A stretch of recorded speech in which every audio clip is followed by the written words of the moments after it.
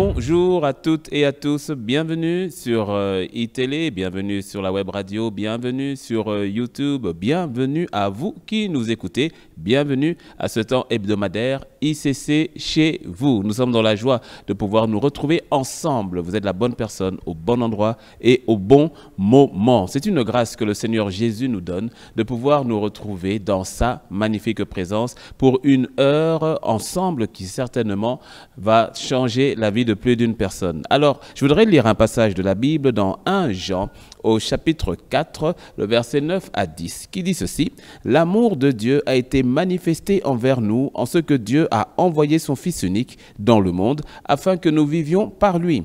Et cet amour consiste non point en ce que nous avons aimé Dieu, mais en ce qu'il nous a aimés et a envoyé son Fils comme victime expiatoire pour nos péchés. » Nous voulons prendre le temps de rendre grâce à Dieu encore pour ce moment qu'il nous donne dans sa présence et de reconnaître ou encore de nous rappeler ou d'être conscient du fait que ce n'est pas nous qui sommes venus à lui d'abord, c'est lui qui est venu vers nous. Il nous a aimés, il nous a envoyé son Fils unique qui est venu pour retirer et enlever le péché de notre vie et nous donner en échange son amour, sa grâce, sa liberté, sa joie. Et j'espère que quelqu'un là est dans la joie du fait de connaître le Seigneur et d'être appelé enfant de Dieu. Et si tel n'est pas encore votre cas, alors vous aurez l'opportunité de pouvoir faire ce choix ô combien important. Mais aujourd'hui, nous voulons vraiment prendre ce moment encore dans sa présence et je vais vous inviter à fermer les yeux et à incliner la tête là où vous êtes et je vais prier. Seigneur, nous te disons merci pour ton amour qui a été manifesté pour nous.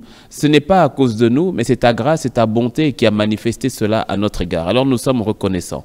Père, nous voici devant toi. Que ce temps, que ce moment soit béni, agréé par toi. Viens, Seigneur, et transforme encore nos vies. Donne-nous de rentrer, Seigneur, de passer derrière ce voile qui a été déchiré et de pouvoir nous tenir dans ta magnifique présence. Je prie que le Saint-Esprit touche, transforme nos vies complètement, totalement, où que nous soyons, au son de ma voix, que nous soyons totalement connectés à toi. Nous t'aimons, Père, parce que tu nous as aimés le premier. Que ce temps soit un moment béni, agréé par toi. Dans le nom de Jésus, nous avons ainsi prié. Amen. Alléluia.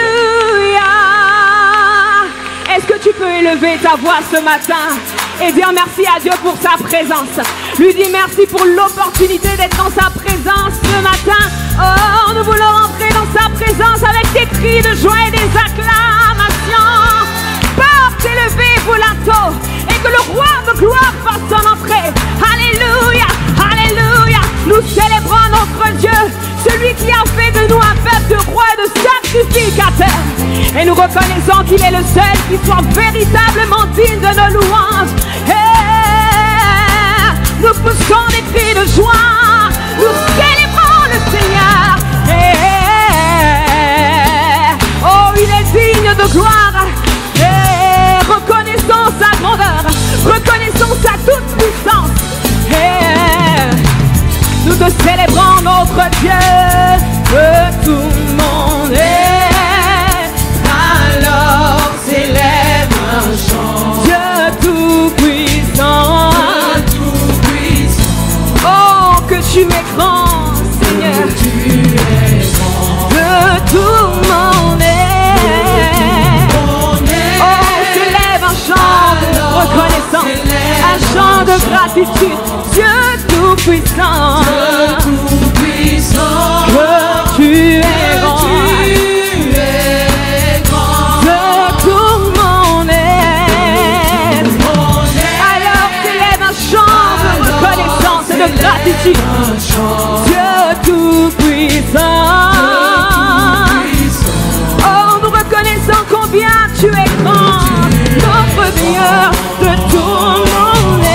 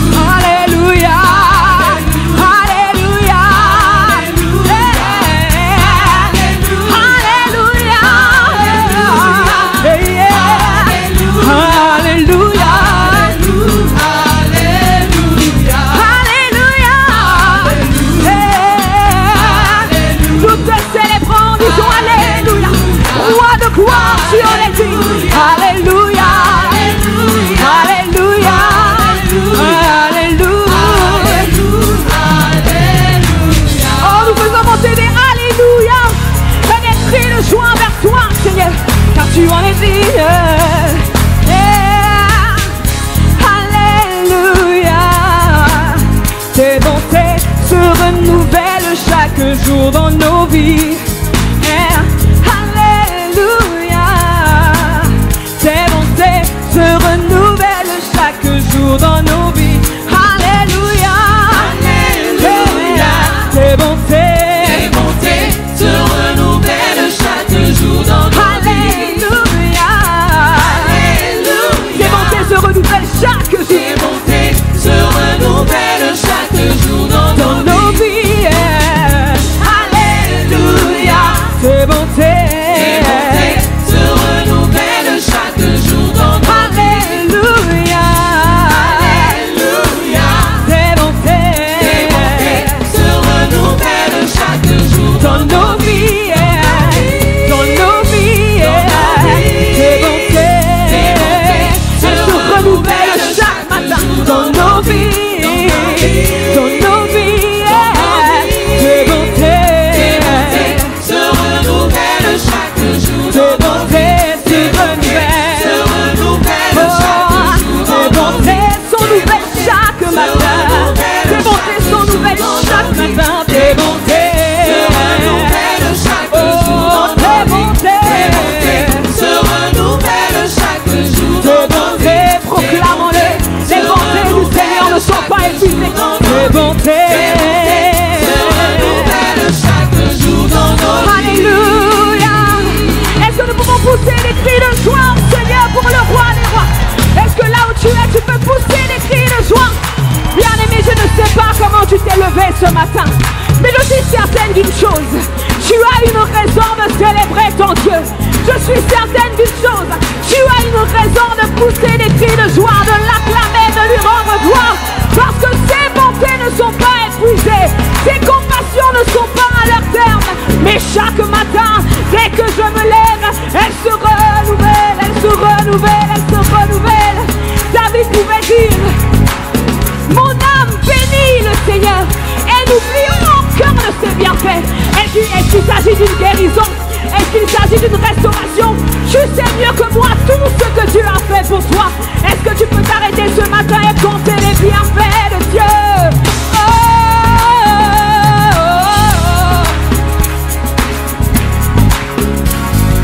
compte les bienfaits de Dieu, mets-les tous devant tes yeux. Tu verras en adorant combien le nombre en est grand. Compte les bienfaits. Compte la fidélité de Dieu. Mets tous devant tes yeux. Et tu verras en adorant combien cela est innombrable. Le nombre en est grand. Compte lui, compte combien de fois il a été bon, combien de fois il a été fidèle.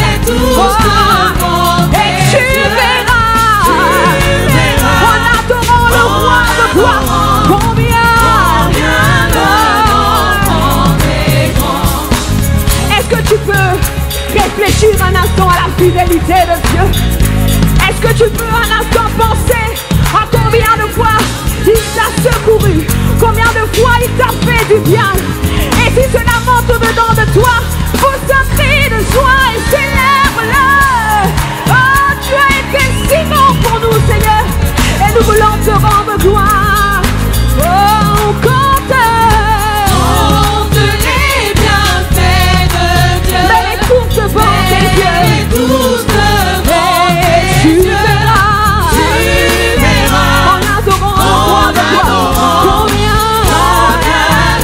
oh oui, tu verras en détournant ton regard des choses auxquelles tu aspires encore et en te focalisant sur ce qu'il a déjà fait. Tu verras. Ne regarde pas à tout ce que tu peux ressentir dans ton corps, mais regarde à ce qu'il a déjà fait. Tu verras en le contemplant combien le nombre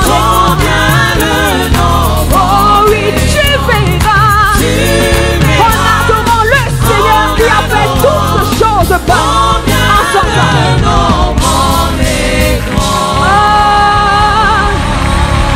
Oui, nous reconnaissons combien tu as fait tant de merveilles dans nos vies. Oh, nous reconnaissons fidèle. Nous reconnaissons que tes bontés ont continué de se renouveler jour après jour, semaine après semaine, année après année. Tu ne nous as pas abandonnés. Oh notre Dieu. Gloire à Dieu. Merci Seigneur. Nous te bénissons et nous te rendons grâce. Et je vais nous inviter à nous préparer pour ce moment important qui est celui des dîmes et des offrandes. Et je voudrais partager avec vous un passage qui se trouve dans Ésaïe 60. Ésaïe 60, je vais lire le verset 1. « Lève-toi, sois éclairé, car ta lumière arrive et la gloire de l'Éternel se lève sur toi. » Ensuite, je vais aller au verset 5. Le verset 5 dit « Tu tressailliras alors et tu te réjouiras et ton cœur bondira et se dilatera quand les richesses de la mer se tourneront vers toi, quand les trésors des nations viendront à toi. » Arrêtons-nous là. Vous savez, le Seigneur est intéressé par tous les aspects de votre vie. Nous pensons que le Seigneur ne s'intéresse qu'à ce qui concerne la partie spirituelle. Mais au fait, le Seigneur s'intéresse à tout votre être, esprit, âme et corps. Il est intéressé par votre nouvelle naissance, il est intéressé par l'état de votre âme, il est intéressé par la santé de votre corps et par votre condition de vie. Et le Seigneur aime faire du bien à son peuple. Et ici, le Seigneur parle de manière prophétique lorsqu'il parle à son peuple en disant « Tu tressailleras lorsque tu verras les bateaux venir vers toi et transporter les richesses des nations. » Alors, vous pouvez imaginer ces bateaux qui sont en train de venir pour pouvoir livrer, ces bateaux qui sont chargés de richesses, qui veulent livrer tout cela à destination. Et vous savez, il faut une chose. Pour que les bateaux puissent arriver à destination et pouvoir vous livrer, il faut impérativement que vous prépariez des ports. C'est-à-dire une capacité de pouvoir donner aux bateaux d'accoster. Et vous savez, bien souvent, c'est cela. La Bible nous dit dans Éphésiens 1:3 que nous sommes bénis de tout type de bénédictions dans les lieux célestes. Donc la vérité, c'est que bien souvent, vous devez comprendre que vous êtes bénis. Mais il y a parfois un maillon qui manque à la chaîne pour la transmission ou la matérialisation de ces grâces-là. Et parfois, ce maillon qui manque, ce sont les ports que nous n'avons pas adaptés ou que nous n'avons pas créés pour que le Seigneur puisse faire venir ces bateaux et délivrer les richesses. Quels sont ces ports ? Parfois, c'est simplement une idée que Dieu vous donne, mais que vous n'avez pas encore travaillé. C'est une entreprise, peut-être que vous n'avez pas encore développée. C'est un talent, c'est une grâce que vous n'avez pas encore mis à disposition. Rappelez-vous Matthieu 25, la parabole des talents, où le Seigneur, le Maître, va donner des talents à tout un chacun et il se devait de travailler ces talents.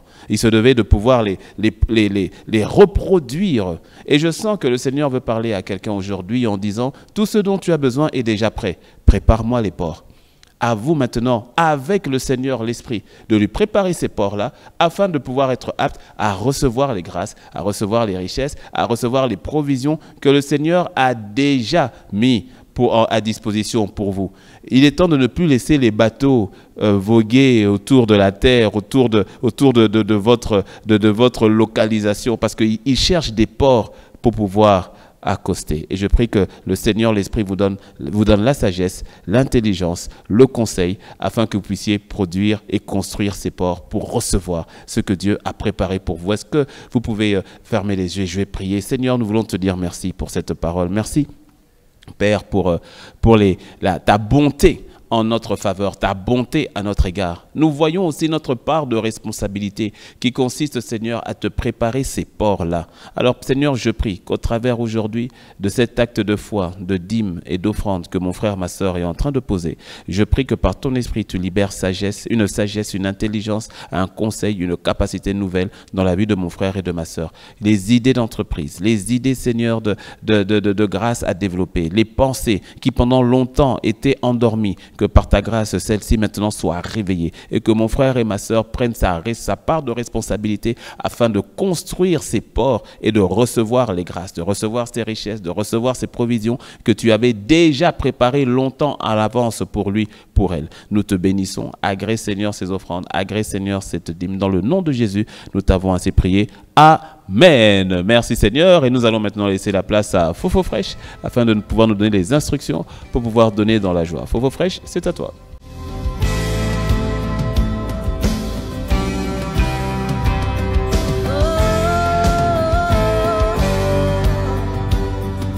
Bonjour Majesté, je m'appelle Fofo Fraîche. Chaque dimanche, voici comment tu peux faire pour apporter ta dîme et ton offrande avec MTN. Étape 1, étoile 400 dièse. Étape 2, saisir 2, Momo P. Tu n'as pas répondu. Étape 3, saisir 1, achat de biens et services.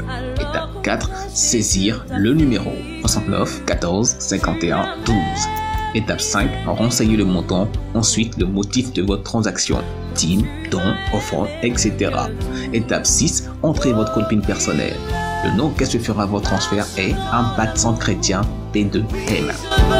Avec Flouze, étoile 155, étoile 4, étoile 1, étoile 11, 314, étoile le montant de votre offrande ou de votre dîme, étoile 1, étoile votre code secret, dièse. Que chacun donne comme il a résolu en son cœur, sans tristesse ni contrainte, car Dieu aime celui qui donne avec joie. À bientôt. Sur l'amour triomphe toujours. Walk in love. Jésus, la grâce a deux aspects importants. La grâce est une faveur imméritée. C'est un don, c'est un cadeau qui t'est donné, c'est immérité. Et la grâce, c'est aussi la capacité divine que Dieu lui-même te donne afin de vivre la vie nouvelle. C'est-à-dire que la grâce, la grâce est un cadeau qui t'est donné. Nous sommes sauvés par grâce. Nous ne sommes pas sauvés par les œuvres. Nous sommes sauvés par grâce. Et la grâce aussi est une capacité divine. Donc, en fait, aujourd'hui, je continue là-dessus. Et le titre de mon message aujourd'hui, c'est la grâce, le nouveau mode opératoire de Dieu. La grâce, le nouveau mode opératoire de Dieu. Et quand je dis nouveau, ce n'est pas nouveau depuis 2020. C'est nouveau depuis la croix. Est-ce que quelqu'un me suit? C'est-à-dire que je vais t'emmener au fait à comprendre que en fait, j'aurais pu dire le mode opératoire. Mais je dis nouveau parce que je vais faire une comparaison avec l'ancien. Et ça, c'est important à comprendre. Parce que s'il y a une grande différence majeure entre les religions et notre foi, parce que nous, ce n'est pas une religion, nous avons foi en Christ, c'est une relation. S'il y a une différence majeure entre les religions, toutes religions confondues, que tu ailles chez les musulmans, que tu ailles chez les bouddhistes, chez les hindous, que tu ailles dans le fétichisme, que tu ailles dans la religiosité, même dans le christianisme dit religieux, ok? Tout ça confondu, tu verras que la particularité, c'est que toute religion a pour leitmotiv ou bien pour fondement ou pour conception le fait que de tout ce que l'homme doit faire pour atteindre Dieu. C'est ça au fait de la religion. Or, Jésus est venu avec la vie, avec la vérité, avec la révélation, et ce n'est pas notre foi, ce n'est pas par rapport à ce que l'homme a fait pour atteindre Dieu, c'est par rapport à ce que Dieu a fait pour venir vers l'homme. Et ça marque toute la différence. Ça marque toute la différence. Et si tu veux, ça, tu peux le résumer en un mot, la grâce. La grâce. C'est-à-dire la grâce, ce n'est pas ce que toi tu as fait. C'est ce que lui a fait. La grâce, ce ne sont pas tes œuvres à toi. C'est son œuvre à lui, laquelle l'œuvre achevée de la croix. C'est son œuvre à lui. C'est ce que lui a accompli. C'est la réalité au fait de notre foi ou encore de notre marche avec le Seigneur est celle-là. Cette réalité-là. C'est ainsi que la notion de la grâce et la vérité, c'est que la grâce est peut-être l'une des premières notions, peut-être la première, que tout enfant de Dieu se doit de connaître et de comprendre. Et tu vas le comprendre aujourd'hui. Tout enfant de Dieu se doit de connaître, de comprendre, de vivre, d'accepter, d'intégrer, d'implémenter, d'expérimenter la notion de la grâce. Or, la vérité est que beaucoup d'enfants de Dieu ont commencé leur marche avec le Seigneur, mais n'ont jamais saisi la notion de la grâce. Quand on parle de la notion de la grâce, c'est là aussi on parle de la notion aussi de l'amour de Dieu, la notion de la bonté de Dieu, parce que la grâce, si tu veux, résume un peu toutes ces composantes-là. Et la vérité, c'est que beaucoup d'enfants de Dieu ont commencé avec le Seigneur, leur marche avec Dieu. Ils ont même fait des années. Certains ont fait des années, 2 ans, 5 ans, 20 ans, mais n'ont jamais vraiment compris la notion de la grâce. Ce qui fait que pour plusieurs, il y a une forme de véritable frustration. Pourquoi? Mais parce que nous voulons fonctionner dans le nouveau avec le vieux. Tu vas comprendre. Il est donc important de grandir dans la grâce, de grandir dans la compréhension de celle-ci. 2 Pierre 3, verset 18, je vais encore donner beaucoup de passages. On n'aura pas le temps de tous les lire, mais toi, tu dois avoir le temps de tous les noter, afin que tu n'ailles pas les lire, mais les méditer pendant tes temps personnels avec le Seigneur. 2 Pierre 3, verset 18. Et je t'encourage à toujours venir avec ta Bible papier, parce que bientôt, je vais couper la projection des la projection des versets. Donc la prochaine fois quand tu viens, sois sûr de venir avec ta Bible. Il n'y aura pas les versets. Oui, non, parce qu'il y a des gens, la Bible c'est au chômage. Mais quand je dis chômage, avec un grand C, chômage depuis. Baisse pas la tête, je ne parle pas de toi. 2 Pierre 3, verset 18. Hein, quelqu'un qui est dans l'Ancien Testament. Non, c'est le Nouveau. Tu cherches dans Chronique. Non, 2 Pierre. 2 Pierre 3, verset 18. Mais croissez dans la grâce et dans la connaissance de notre Seigneur et Sauveur Jésus-Christ. Je m'arrête là. Mais croissez, grandissez. Grandissez dans quoi? Dans la grâce et dans la connaissance. Nous ne le verrons pas aujourd'hui, mais tu verras que la grâce et la connaissance du Seigneur sont fortement attachées. Parce qu'au fait, la Bible nous dit dans Jean 1,16 que Jésus-Christ est venu avec la grâce et la vérité. Donc tu verras que la grâce et la vérité sont très attachées. Parce qu'au fait, je peux déjà le dire, tu vas comprendre que la grâce, ce n'est pas un concept philosophique ni théologique. Au fait, la grâce est une personne. C'est la personne de Christ. La grâce et la vérité, les deux sont totalement attachés. Grandissez donc. Pierre dit, il nous faut grandir. Vous devez de grandir dans la compréhension de la grâce, de grandir dans l'expérience, dans l'expérimentation de la grâce, grandir dans l'acceptation de la grâce. Tu dois comprendre la grâce, pas simplement la comprendre, mais opérer dedans. Tu dois la comprendre et tu dois la vivre. Et c'est ton partage dans le nom de Jésus. Tu dois vivre la grâce. Or, il est difficile de vivre quelque chose qu'on ne connaît pas ou qu'on ne comprend pas. Alors que tu dois évoluer dans les fonctionnalités de la grâce. La grâce est capitale pour aller au ciel, mais la grâce est capitale pour te faire vivre le ciel sur terre. C'est par la grâce que nous sommes sauvés. Éphésiens 2, verset 8, nous l'avons vu à plusieurs reprises. C'est par la grâce que vous êtes sauvés par le moyen de la foi et non pas par les œuvres afin que personne ne se glorifie. Donc c'est par la grâce que nous sommes sauvés. C'est par la grâce que le ciel nous est ouvert. Mais c'est aussi par la grâce que la réalité du ciel, tu la vis maintenant.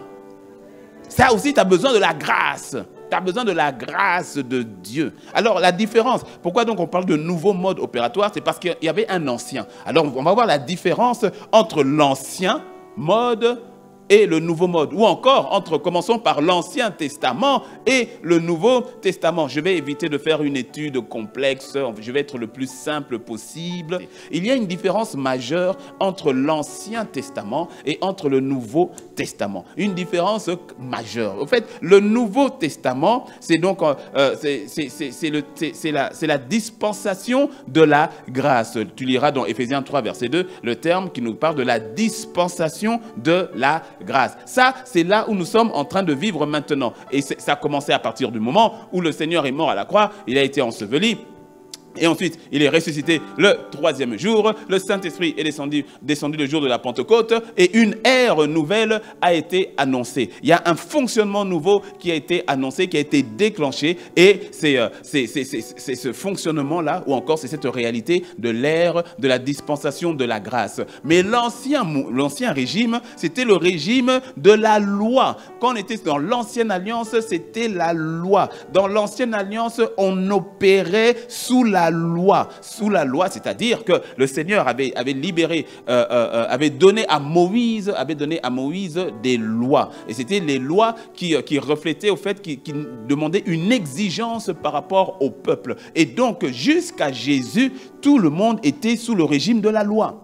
Après Jésus, à sa résurrection, nous sommes passés dans un autre régime, qui est le régime de la grâce. Or, la vérité est que nous sommes rentrés dans le régime de la grâce avec le fonctionnement du régime de la loi.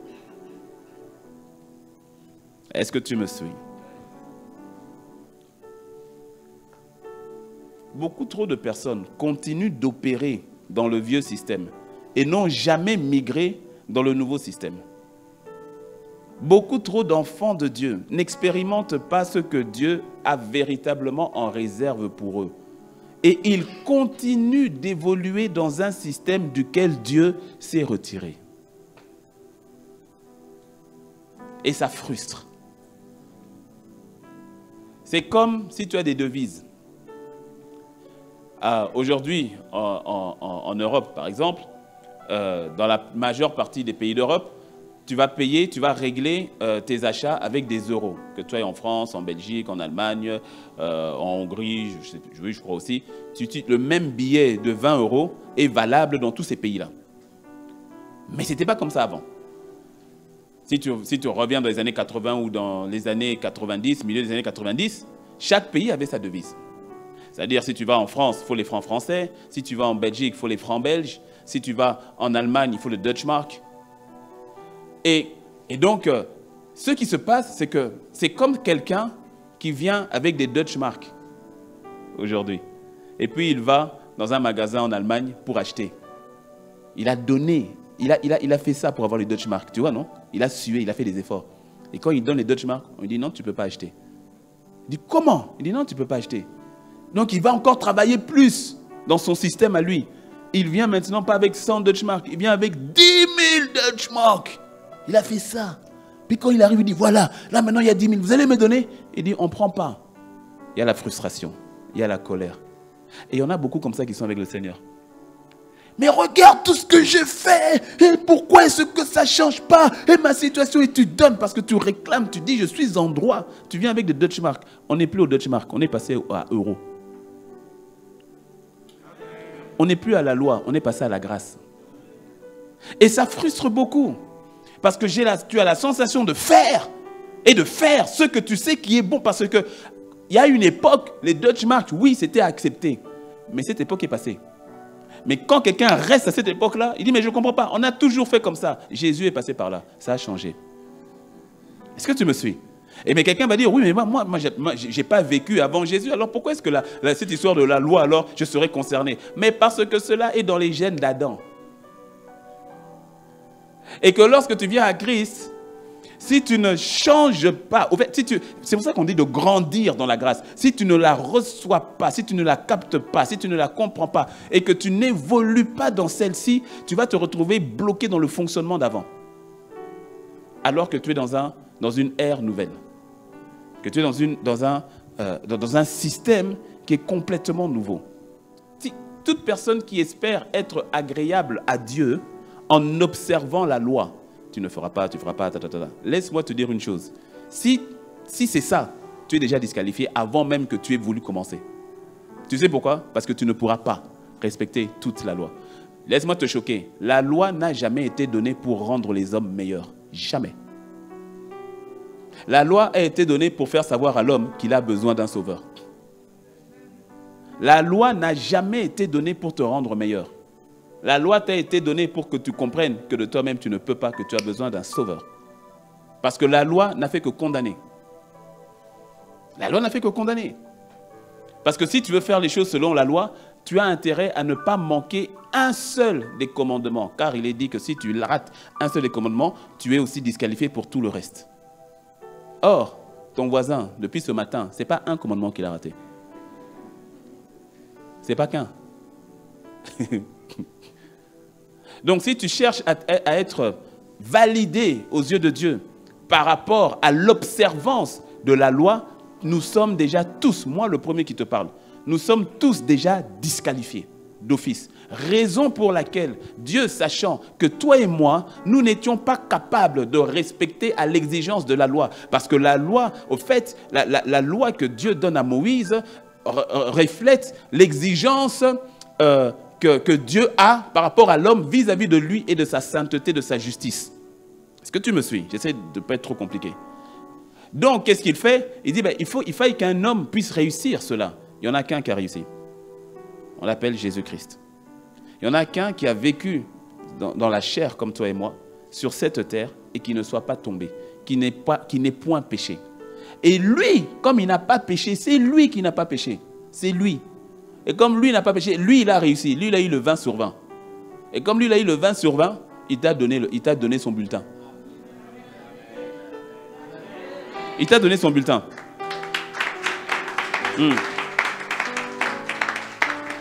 Mon ami, c'est ça, c'est ça. C'est ça. Ça commence par là. Ça commence par là. Alors quelqu'un va penser, ah, donc ça veut dire, donc je peux vivre comme je veux, donc je peux faire ce que je veux. Quand tu penses comme cela, moi je te pose la question, es-tu vraiment sauvé? Ben oui, parce que si tu es mort au péché, pourquoi est-ce que le péché t'attire encore? Ah, mais si tu es sauvé, c'est que tu es mort au péché.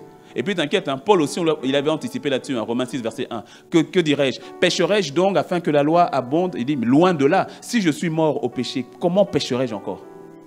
Comment je serai encore attiré? C'est-à-dire, ça ne veut pas dire que la personne ne va plus tomber, mais ça veut dire comment est-ce que je pourrai encore me plaire au péché, être attiré par le péché, pratiquer le péché. Ça n'a aucun sens, puisque je suis mort au péché. Une personne qui est sauvée est une personne qui est morte au péché. Oui. Une personne qui...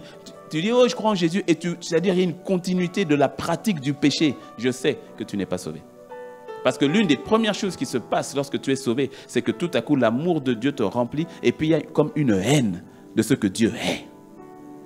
Ça ne veut pas dire que tu deviens parfait tout de suite, hein, mais tout à coup, tu dis, non, ça, je ne suis plus d'accord avec ça. Ça, je ne suis plus d'accord. C'est plus moi, il y a une nouvelle personne en moi. Là, je sais qu'il y a une œuvre spirituelle, une œuvre divine, il y a un miracle qui s'est produit au-dedans de toi. C'est un miracle que seul Dieu est capable de faire. Dis-moi un bon amen. Mais je ne tairai pas le message de la grâce parce que quelques-uns voudraient en abuser. Parce que tu sais, quelque chose qui est gratuit, les gens en abusent toujours.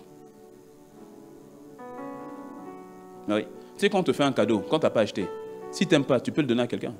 Tu ne sais pas combien ça va coûter. Tu ne sais pas combien ça va coûter. Si c'est cassé, c'est cassé. Oh zut, c'est cassé, alors hop, allez, on range. Toi, ça ne t'a rien coûté. Mais quand tu te rappelles que ça a coûté le sang de Christ, ah non, tu ne joues pas avec la grâce. Hein. Ah non. Tu la valorises. Tu bénis le Seigneur pour cela. Tu rends grâce. C'est comme ça que tu montres encore au Seigneur à quel point tu valorises l'œuvre qu'il a faite à la croix. Dis-moi un bon amen. La grâce te donne la victoire. La grâce te donne le mécanisme de la paix. La grâce te donne la joie. La grâce te donne la puissance. La grâce, tout cela est au niveau de la grâce. Ça coule au niveau de sa grâce. C'est pour ça que tu dois grandir dans la grâce. Dis à ton voisin, grandis dans la grâce.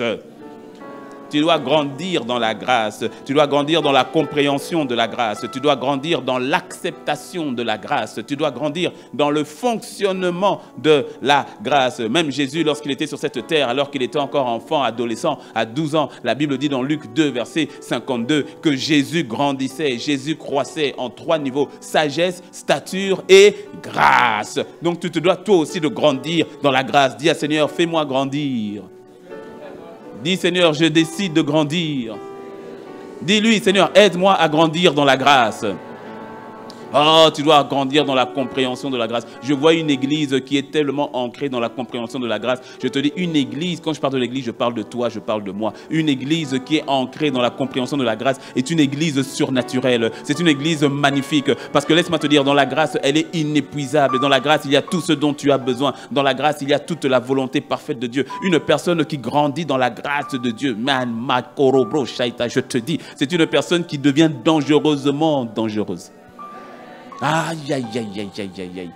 Une personne qui grandit dans la grâce, c'est une personne dont la peur n'arrive plus à le retenir, les doutes n'arrivent plus à le retenir. Pourquoi? Mais parce qu'il est tellement conscient de la présence de Dieu, tellement conscient de la grâce de Dieu, tellement conscient de l'amour de Dieu, tellement conscient de la puissance de Dieu, tellement conscient de la justice de Dieu, tellement conscient de la personne de Dieu, que là où il se trouve, partout où il se trouve, il a une sensation de grâce. Et la grâce se manifeste, la grâce c'est-à-dire la grâce transforme l'environnement. La grâce, c'est comme un thermostat. Ce n'est pas un thermomètre. Le thermomètre va te donner la température ambiante. Le thermostat va te régler la température ambiante. Le thermostat, quand tu le mets, si tu mets 10 degrés, tout le monde est à 10 degrés. Si tu mets moins 20, tout le monde est à moins 20. Si tu mets 30, tout le monde est à 30. Ça, c'est ce que fait la grâce. Dans ton environnement, dans ton travail, quand la grâce est sur toi, ça se voit, ça se sent. Même ceux qui ne t'aiment pas, ceux qui veulent te combattre, ils hésitent avant de le faire parce qu'ils disent, il y a une grâce sur elle. Il y a une grâce sur lui. Quand tu frappes ici, c'est comme si tout tourne ici. Quand tu essaies de frapper là-bas, c'est comme si tout tourne. Et tout à coup, les satanistes, les sorciers, ils ont peur de ceux qui sont dans la grâce parce qu'eux, ils ne connaissent pas la grâce. Eux, ils sont dans tout le contraire, la méchanceté, la haine, dans toutes ces choses. C'est-à-dire que même quand tu agis avec grâce par rapport à des personnes qui te veulent du mal, elles sont complètement désamorcées parce qu'elles voulaient te faire du mal et toi, tu réponds par le bien. Ça les désamorce, c'est complètement, ils ne savent pas comment faire. La grâce est redoutable. Une église qui est enracinée, qui comprend la grâce, qui vit la grâce. Fou.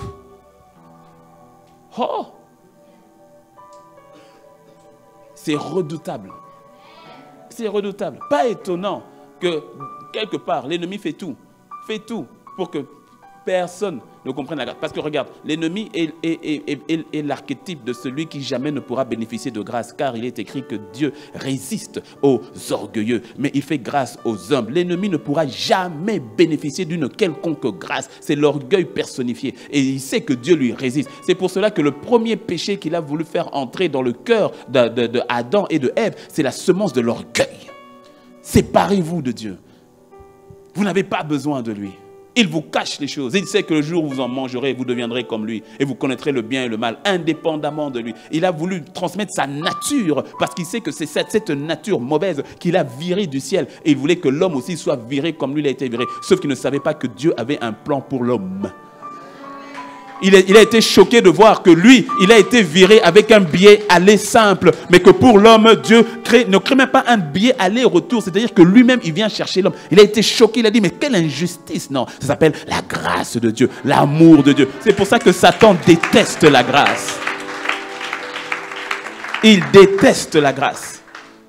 Il déteste les personnes qui marchent dans la grâce. Il déteste les personnes qui comprennent la notion de grâce. Il a en horreur cela. Il a en horreur cela.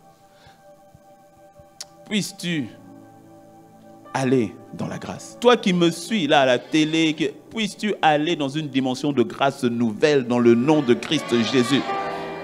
Que quelqu'un me dise Amen. Ah, dis-moi un meilleur Amen. Ah. Tu dois rentrer dans la notion de la culture de la grâce. Dis avec moi, culture de la grâce. Laisse-moi te dire que si pour toi la vie avec Dieu, la marche avec Dieu est une marche que tu qualifies toi-même, peut-être que tu ne l'avoueras pas aux gens, tu ne le diras pas comme ça ouvertement, mais toi-même, tu qualifies cette marche de difficile, de laborieuse, voire de misérable. C'est comme si c'était un lourd fardeau et que tu te dois à chaque fois de dire, Seigneur, mais pourquoi, de comment? Peut-être que tu as besoin simplement de découvrir ou de redécouvrir la grâce. Et que cela soit ton partage dans le nom de Jésus. Pourquoi la notion de la culture de la grâce? Mais tu sais, quand une personne arrive dans un pays, dans un autre pays que le sien, il doit s'habituer à la culture de ce pays. Surtout si, c'est vrai que les cultures, chaque culture est particulière et spécifique, mais il y a quand même des cultures qui ont des valeurs qui sont meilleures que d'autres. Tu me suis? Et surtout si tu vas dans un pays où la culture a des valeurs, des bonnes valeurs beaucoup plus fortes que du pays d'où tu viens, mais tu dois forcément faire une forme de réadaptation ou de réajustement ou de réorganisation ou encore de transformation de système de pensée. Romains 12, verset 2 nous dit, ne vous conformez pas au siècle présent, mais soyez transformés par le renouvellement de votre intelligence afin que vous discerniez quelle est la volonté de Dieu, ce qui est bon, agréable ou parfait. Laisse-moi te dire qu'il y a un véritable un changement de pensée, de système de pensée qui doit s'effectuer dans tout enfant de Dieu qui est maintenant en Christ et en l'occurrence dans le domaine de la grâce. Parce que, comme je l'ai dit, depuis Adam a été plantée une semence qui est celle, au fait, de l'orgueil. Mais tu dois revenir dans la notion, au fait, de la grâce. Qu'est-ce qui s'est passé avec Adam? Depuis le jardin, tu connais l'histoire dans Genèse 3, lorsque Adam a mangé, lorsque Ève a mangé, Adam a mangé, et que maintenant le Seigneur a dit, voici les conséquences. Comme je t'avais dit, je t'avais prévenu que le jour où tu en mangerais, tu mourrais. Mais regarde maintenant les conséquences de la mort. Et il lui dit, regarde ce qui va arriver à la terre. Au verset 17, je crois, il dit que c'est à force de peine, il dit, le sol sera maudit à cause de toi. Et c'est à force de peine, dis avec moi peine, de peine que tu en tireras ta nourriture tous les jours de ta vie. Ça veut dire que tu vas rentrer en mode effort pour survivre. Ce qui veut dire qu'avant le péché, Adam travaillait, mais ce n'était pas en mode peine. Or, aujourd'hui, regarde le monde, c'est à sueur pour manger, pour la fin du mois. Et il est fort. Tout ce que tu dois faire. Ça, on en reparlera. Parce que, comme par exemple dans le cas des finances, tu verras que lorsque tu décides maintenant de travailler dans ton travail de tous les jours, mais que tu y vas maintenant avec la grâce, tu vas voir que c'est complètement différent. Complètement différent. Certaines personnes ont choisi de mettre Dieu de côté. Ils disent non, ça, je me gère, Seigneur, je me gère. Hein. Il faut me trouver, je dois trouver le CV, je dois faire le CV, je dois faire la lettre de motivation. C'est comme si le Saint-Esprit ne sait pas écrire lettre de motivation, il ne sait pas écrire CV. Ce n'est pas son domaine, au fait, tu vois. Hein, quand tu dois faire un concours, pour l'école d'ingénieur, c'est comme si lui, il ne sait pas, tu vois. Pourtant, lui qui maîtrise l'univers. Mais ça, là, non, ça, il ne peut pas gérer. Et tu dis, Seigneur, ça laisse, je vais gérer, je vais me débrouiller et tout cela. Il est intéressé par tous les domaines, mon ami. Par tous les domaines. Par la grâce de Dieu, on verra ça peut-être plus tard. La notion de comment est-ce que la grâce de Dieu, au fait, est activée dans ta vie professionnelle. Oui, dans ta vie professionnelle. On a des exemples dans la Bible. Joseph, la faveur était là. La faveur était la faveur. C'était la grâce. C'était la manifestation de la grâce. Joseph, la faveur était sur lui. Dans le milieu du travail. Dis-moi un bon amen. Et donc, on voit que c'est à force de peine que tu en tireras ta nourriture tous les jours de ta vie. Et souvent, on aime bien prendre ce passage pour magnifier la valeur du travail. Tu dois travailler à la sueur de ton front. Mon ami, c'est une conséquence d'une malédiction. Et ce n'est pas moi, c'est écrit dans ta Bible. C'est écrit dans ta Bible. Ce qui veut dire qu'au commencement, dans la pensée de Dieu, il n'en était pas ainsi. C'est ainsi que tu verras que le Seigneur va essayer d'extraire cette semence dans la tête des disciples, dans Matthieu 6, lorsqu'il leur dit « Ne vous inquiétez pas », à 5 reprises, « Ne vous inquiétez pas, ne vous inquiétez pas, ne vous inquiétez pas, ne vous inquiétez pas », et qu'il parle de la notion comment est-ce que Dieu pourvoit. Il dit « Regardez les oiseaux du ciel ». Écoute, hein, il dit « Regardez les oiseaux du ciel. Ils n'ont ni semé, ni moissonné, mais votre Père qui est dans les cieux leur donne à manger. » Ça veut dire quoi? Ils n'ont rien fait, mais je les ai nourris. La grâce. Le Seigneur Jésus est en train de les emmener à un autre système. Il veut les ramener à un nouveau système parce qu'ils sont tous, voilà, la pression, l'inquiétude et tout cela. Il faut que je mange, sinon ça va être compliqué. Et il leur dit, chut, vous êtes les enfants de Dieu maintenant. Il y a une notion de grâce, même dans votre quotidien de tous les jours, pour manger, vous vêtir. C'est-à-dire dans les besoins primaires, c'est ça. Dans les premiers besoins, c'est-à-dire se nourrir, se loger, se vêtir. Ce sont les besoins primaires. Il dit là-dedans, ne vous inquiétez pas. Il dit les oiseaux n'ont rien semé. Ce sont des oiseaux qui s'occupent des oiseaux. Qu'est-ce qu'on en a à faire qu'un oiseau meure ou pas? C'est-à-dire, c'est vrai, ils vendent des oiseaux. Et les oiseaux, tu prends la pierre, ils meurent. La vie continue. On ne va pas faire le journal du 20h pour dire il y a un oiseau qui est mort. Et pourtant, il te prend les oiseaux. Il te parle des herbes, des lys et tout cela. Il dit que demain, on va prendre et jeter au feu. C'est-à-dire, ce sont des choses qui n'ont pas d'incidence. Parce que la nature a de l'importance pour Dieu. Mais qui n'ont pas d'incidence. Et ça doit avoir de l'importance pour nous aussi. Mais qui n'ont pas d'incidence comme telle sur la vie des gens. Mais il te dit, mais là, tu vois cette plante-là? Bon, tu connais Salomon, non? La richesse de Salomon, mais même dans toute sa gloire. Il a la qualité, la manière dont moi j'ai fait la plante-là. Salomon n'a rien à dire. Pourtant, ça, on prend, on jette au feu. Bon, qu'est-ce que la plante a fait? Rien. Il est en train de parler d'un nouveau régime, la grâce. Est-ce que tu me suis? Il les emmène à voir autrement, à penser autrement. Et cette semence donc du dur labeur, des efforts, ou encore du régime planétaire qui s'appelle la méritocratie. Ouais. Il n'y a pas la démocratie partout, mais la méritocratie dans tous les pays. Partout, tu vas voir la méritocratie. C'est-à-dire, j'ai fait, donc je dois avoir. J'ai fait, donc je dois avoir. C'est moi, c'est mes efforts, c'est moi, donc je dois avoir. Tout le monde, tous les êtres humains, il y a cette pensée-là. Il y a cette pensée. Et c'est ce système, c'est cette manière de penser que beaucoup ont transporté avec le Seigneur. Et ça crée beaucoup de frustration parce que ce n'est pas la bonne devise. C'est pas la bonne devise. Toute ta vie, c'était ça ta devise. Et donc, quand tu viens devant Dieu, tu agis de la même manière. Et tu remarques que ça ne passe pas très bien. C'est comme si tout ce que tu fais, tu n'as pas le retour sur investissement. Mais parce que le Seigneur ne connaît qu'une seule devise, le sang de Jésus. C'est la seule devise qu'il a acceptée. Rien d'autre. Pas tes jeûnes, pas tes prières, rien d'autre. C'est le sang de Jésus. Est-ce que tu me suis? Ça commence avec lui. Tout ce que tu feras doit démarrer de ce que lui, il a fait. Jeûne, prière, semence, tout ce que tu fais par la suite. Gloire à Dieu pour cela. Et t'inquiète, plus tard, là pour le moment, je prends vraiment le temps de rester là-dessus. Je reste là-dessus. Plus tard, tu verras que quand tu comprends la grâce de Dieu, tu deviens quelqu'un qui fait encore plus d'œuvres. Et c'est pas, t'inquiète, il n'y a pas de contradiction du tout. Pas de contradiction du tout. Parce que tu verras dans Éphésiens 2, verset 8, Éphésiens 2, verset 8, c'est par la grâce que vous êtes sauvés par le moyen de la foi. Et ce ne sont pas par les œuvres afin que personne ne se glorifie. Car vous êtes l'ouvrage de Dieu ayant été créé en Jésus-Christ et préparé pour accomplir des bonnes œuvres que Dieu a préparées longtemps en avance. Donc, d'un côté, dans l'espace de 3 versets, on te parle d'œuvres en te disant, c'est pas par les œuvres que tu es sauvé. Et puis on te dit, tu as été préparé pour de bonnes œuvres. Donc, nous sommes sauvés par son œuvre pour faire les œuvres que lui-même nous a donné de faire. Donc, même quand tu fais ces œuvres-là, la gloire, c'est encore à lui parce que c'est lui qui les a préparées pour toi. Oh. Où est donc le droit de se glorifier soi-même? Il n'y en a qu'un seul qui mérite tout l'honneur, qui mérite toute la gloire, qui mérite le respect. Il n'y a que lui. La méritocratie cherche le regard sur toi. C'est la racine de l'orgueil.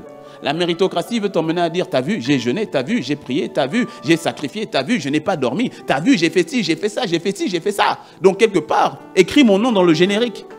Dans le générique du film de Dieu, ton nom n'apparaît pas. On ne voit que Jésus-Christ. Fils de David. Lion de Juda. Dans le générique, il n'y a que son nom qui apparaît. Mais quand son nom apparaît, tu apparais parce que toi et moi, nous sommes en lui. Dis-moi un bon amen. Tu vois, pour t'expliquer au fait la différence qu'il y a vraiment entre les deux systèmes. Les deux systèmes. C'est un peu comme avec les téléphones. Alors, moi, quand j'étais petit, quand j'étais sur Kinshasa, on avait, je ne sais pas comment, peut-être ici, je crois qu'il y en avait ici aussi, mais nous on appelait ça des télécelles.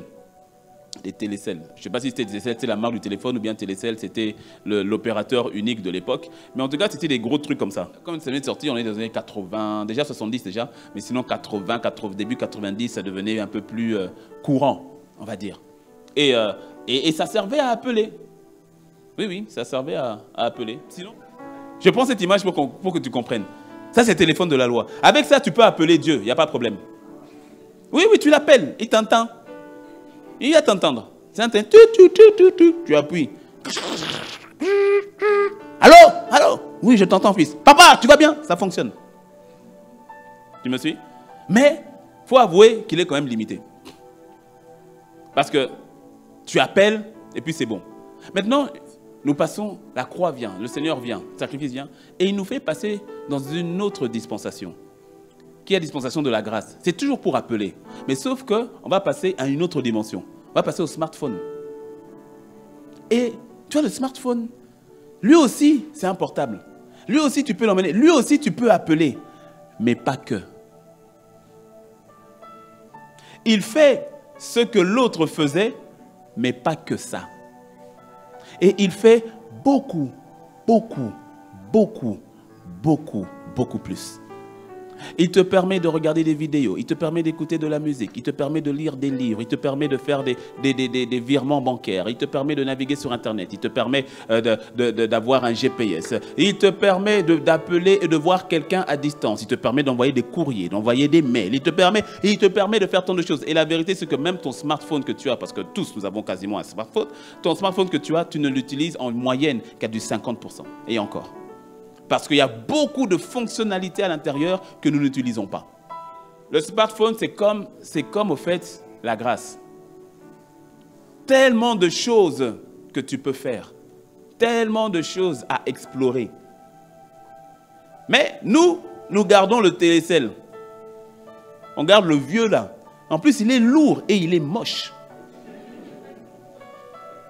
Il est lourd. Tu ne peux pas le mettre en poche. Non, tu ne peux pas. Mais c'est ce que nous faisons, c'est que maintenant, nous sommes dans le domaine de la grâce, mais nous gardons l'ancien. Alors, qu'est-ce que ça fait? Ça crée des frustrations. Tu sais pourquoi? Parce que le Seigneur te dit, tu sais quoi, fils? Maintenant, tu as la capacité, je reste sur l'image des téléphones, comme ça tu vas me comprendre. Il dit, tu sais, maintenant, grâce à mon fils Jésus, tu as la capacité de pouvoir envoyer tes photos à ton frère qui est au Canada. Et toi, tu regardes ton téléphone, ton vieux là. Tu dis non, c'est pas possible. Est-ce que tu me suis? Où le Seigneur te dit, voilà la vie que tu dois vivre. Tu dois vivre une vie où tu peux envoyer le même message à 100 personnes en même temps. C'est ce que tu peux faire. Sauf que toi, tu regardes ton vieux téléphone et ton vieux téléphone te dit, c'est pas possible. Et en même temps, ce que Dieu te demande, il te demande des choses beaucoup plus compliquées. Parce que laisse-moi te dire que la dispensation de la grâce est plus exigeante que celle de la loi. Jésus dit, il vous a été dit, tu ne tueras pas ton prochain. Mais moi, je vous dis, celui qui est son frère a déjà commis un meurtre. C'est beaucoup plus difficile. Hein? Il dit, il vous a été dit, tu ne prendras pas la femme de ton prochain. Mais moi, je vous dis, celui qui convoite une femme, qu'elle soit de prochain ou pas, celui qui convoite une femme a déjà commis l'adultère. C'est beaucoup plus exigeant. Et c'est, mais je ne peux pas le faire. Au fait, si, parce que tu as un nouveau portable. C'est-à-dire que la dispensation de la grâce, qui est plus exigeante que celle de la loi, au fait, c'est beaucoup plus simple de le faire, parce que nous le faisons sur la base de la grâce. Oh, est-ce que quelqu'un me comprend? Tu sais, tu peux avoir un smartphone, mais ce n'est pas parce que tu ne sais pas l'utiliser qu'il ne fonctionne pas. Qu'est-ce que tu dois faire? Tu dois juste apprendre à l'utiliser. Or, voici ce qui se passe.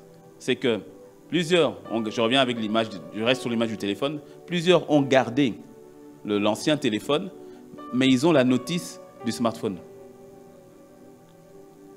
Et donc le smartphone dit beaucoup de choses que leur téléphone ne fait pas. Ça les frustre. Tu prends la Bible, tu vois toutes les promesses, tu vois tout ce qui est dit, mais tu ne le vis pas. Tu ne l'expérimentes pas et ça te frustre. Mais pourquoi? Mais parce que tu pars sur un système de fonctionnement qui est déjà démodé. Dieu s'est retiré de ce système-là. Il n'est plus là-bas. Il n'est plus là-bas. Donc tu dois comprendre que quand le Seigneur dit pardonne à celui qui t'a fait du mal, si tu restes sur la notion de la loi, sur la notion de faire, de tes efforts, tu vas voir que c'est impossible, tu es frustré. Mais quand tu vas dans le domaine de la grâce, tu vas comprendre qu'au fait, s'il te demande de pardonner, c'est parce qu'au préalable, il a déjà versé la grâce en toi, l'amour en toi. Et que tu comprends au fait que la notion de pardonner, c'est quelque chose qui est déjà en toi. Tu dois juste aller fouiller dans ton répertoire, aller fouiller dans tes applications et apprendre à l'activer. Parce que c'est lui qui te donne la capacité de. Tu vas voir que dans le domaine des finances, par exemple, tu ne peux plus avoir d'inquiétude ou autre parce que tu remarqueras que sa grâce est déjà là. Et donc la vérité, ou encore sa parole, car Christ est la vérité, sa parole va t'emmener maintenant à découvrir et à activer ce qui est à activer. Je te dis, quand tu comprends ça, les démons eux-mêmes s'en vont. Et oui, quand tu comprends ça, les démons qui te fatiguaient, genre je te fatigue la nuit, je te fatigue la nuit, je te fatigue. Et il me fatigue. Quand tu comprends ça, le démon lui-même, il comprend que tu as compris. Je te dis la vérité. Lui-même, il comprend. Ah, il a compris. Lui-même, hein. Oh. Quand tu comprends quand tu comprends le domaine de la grâce, les choses comme l'inquiétude s'en vont, le découragement s'en vont, la peur s'en vont. Parce que la grâce est inépuisable. Ça, je reviendrai dessus dimanche prochain. Mais la grâce est inépuisable. Je termine avec ça. Est-ce que tu sais que c'est une très très grosse erreur que de penser que quand nous arriverons au ciel, nous connaîtrons Dieu totalement? Tu es sûr que tu le connaîtras totalement? Non. L'éternité ne suffira pas à connaître celui qu'on appelle l'Éternel. Et la Bible dit que la grâce, ces grâces sont inépuisables. Et donc le fait que ces grâces soient inépuisables, tu sais ce que ça veut dire? Ça veut dire que, parce que certains ont la pensée que oui, quand au ciel, on va s'ennuyer, quoi. Que pour l'éternité, quand on sera au ciel, ou bien quand on sera dans le millénium, ou quand on sera à la Nouvelle Jérusalem, qu'on va s'ennuyer. Que c'est du genre, ah, on s'ennuie, hein? Non, mon ami, non. Chaque instant, chaque moment, je ne peux pas dire chaque jour, parce que là, ce sera plus la notion de jour et de nuit, parce qu'il n'y aura plus de nuit, tout sera que jour. Mais à chaque instant, ce sera de, oh, t'as vu ça? Ouh, trop fort. Et puis, ouh, t'as vu ça? Mais non, mais t'as vu ça? Non, mais Dieu est trop fort. Ah, t'as vu ça? Ce sera comme ça pour l'éternité. Pour l'éternité. C'est difficile à comprendre cela à cause de notre régime spatio-temporaire. Mais pour l'éternité, toujours en mode émerveillement. Ouh, non, trop fort. Hey, check. Hey, Ce sera une forme de... Et à chaque fois, ce sera, non, Dieu est trop fort. Ah, gloire à Dieu. Et ce sera toujours... Et cette grâce inépuisable, tu sais quoi? Elle est déjà disponible maintenant. Alors, écoute. Alors, écoute, quand tu comprends ça, d'abord, tes pleurs s'arrêtent. Tu arrêtes de pleurer. Tu arrêtes d'être en mode, Seigneur, tu arrêtes ça. Parce que ça crée en toi la foi. Ça crée en toi l'espérance, ça crée en toi la joie. Au fait, ça change. Même lorsque tu vois, parce que la grâce est puissante, même lorsque tu vois ton père, ta mère, tes amis qui sont complètement dans le péché, dans une situation de péché incroyable, tu sais que quand tu fonctionnes par la grâce, tu ne perds pas courage. Pourquoi? Parce que là où le péché a abondé. Donc, c'est-à-dire que le pire des pécheurs que tu vois dans ta famille, le grand sorcier là, lui c'est un sorcier avec un grand S, pas S de Superman, S de sorcier. Même le grand sorcier, quand tu fonctionnes dans la grâce, il y a une forme de paix, il y a une forme de repos, il y a une forme de foi, de dire sa plus grosse sorcellerie là ne peut pas dépasser le sang de Jésus. Et quand il est dans cette situation, tu vois, toi, tu vois tout le monde dit « Ah, c'est un pécheur !» Mais toi, tu vois la grâce qui surabonde.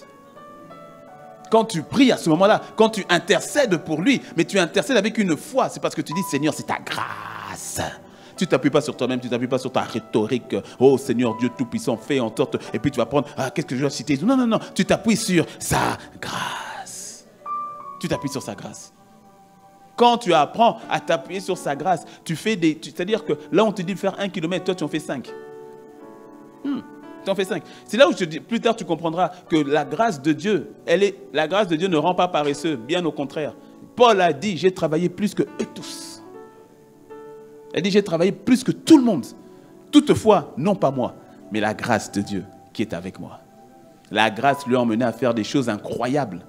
La grâce l'a emmené à faire des exploits incroyables. Et c'est ça ce que le Seigneur a pour toi. C'est ça. Tant que tu t'appuies sur toi-même, tu es limité, comme le portable qu'on a vu. Tu es limité. Toi-même, tu es limité. C'est pour cela que le Seigneur, sachant que tu es limité, il a dit, viens dans mon Fils. Viens en Christ Jésus. Lui, il est illimité. Quand tu montes dans un avion, vois l'avion comme la grâce. C'est mathématiquement quasiment impossible pour toi. Non, c'est impossible de traverser l'Atlantique à la nage. Tu ne peux pas. Tu peux être la personne, le meilleur nageur du Bénin. Tu ne peux pas traverser l'Atlantique à la nage et te retrouver aux États-Unis. Tu ne peux pas. Tu ne peux pas. Tu ne peux pas. Tu ne peux pas.